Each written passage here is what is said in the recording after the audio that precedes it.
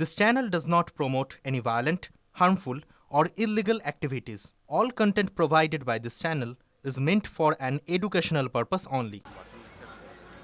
একদম ছোট ছোট ফুলের মতো বাচ্চাগুলো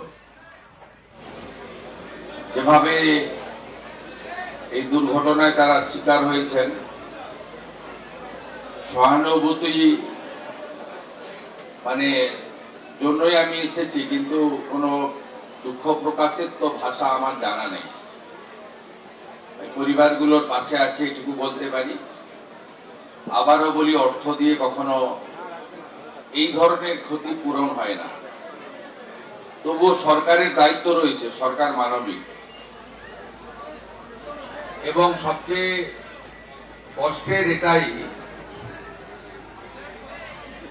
এই ঘটনাটা এড়ানো যেত। প্রাথমিক তদন্তে রেল এবং পুলিশ যেটা আমাকে জানিয়েছে, গেটম্যানের যে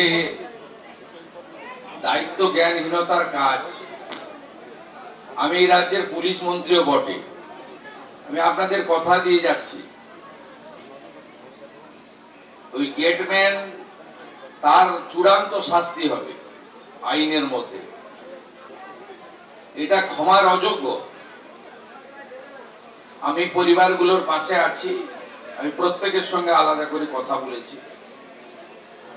দেখুন, এখানে চোখের জল দেওয়া ছাড়া আর অন্য কিচ্ছু নেই আমাদের দেওয়া।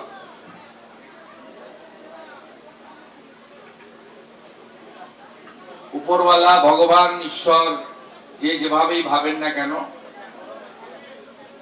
এই পরিবারগুলোকে শক্তি দিক, তারা যাতে এই শোক কাটিয়ে উঠতে পারে। এবং পরিবারগুলো প্রত্যেকে, আমি দেখুন, প্রচারের জন্য আমি করি না কাজ। আমি যে অর্থ দিয়েছি সরকারি অর্থ, আমার অর্থ নয়। তার বাইরেও পরিবারগুলো যেগুলো যা চেয়েছে, কিছু দায়িত্ব আমি এসপিডিএম কে দিয়ে গেছি, তারা করবে। আর দুটো একটা দায়িত্ব আছে আমার, আমি সেটা করব। আপনাদের সকলকে বলবো, গ্রামবাসীদের, এই পরিবারগুলোর প্রতি লক্ষ্য নজর রাখবেন। এবং তিনটি পরিবার, একজন তো সৌদিতে থাকে, আর দুজন তো দেখলাম পরিযায়ী শ্রমিক, বাইরে থাকেন, তারা ফিরে এসেছেন ট্রেনে। এই পরিবারগুলো যাতে কোনোভাবে একাকিত্ব ফিল না করে, আমাদের সকলের দায়িত্ব। যেমন পুলিশ প্রশাসনও লক্ষ্য রাখবে, আমিও নজর রাখবো, এই জেলা থেকে মন্ত্রী গৌরীশঙ্কর ঘোষ তিনিও নজর রাখবেন। তেমনি আপনারা সকলে এই পরিবারগুলোর প্রতি নজর রাখবেন, এটুকু আমি প্রার্থনা করি। আমরা অনেক চেষ্টা করেছি বহরমপুর মেডিকেল কলেজে আহতদেরকে সকলকে বাঁচানোর জন্য, পারিনি বাঁচাতে সবাইকে। এখনো দুজন ভর্তি আছে, আমি এখান থেকে গিয়ে সেই দুজনের সঙ্গেও দেখা করব।